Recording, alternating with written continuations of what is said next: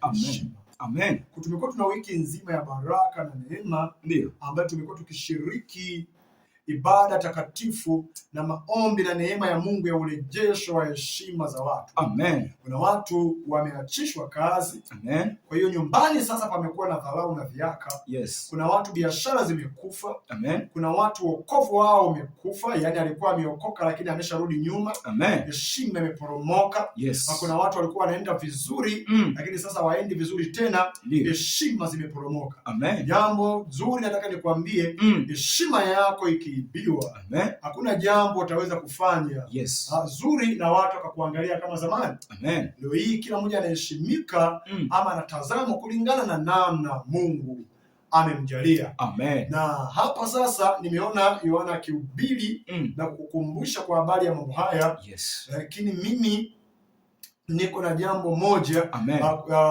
kama ambavyo nimekuambia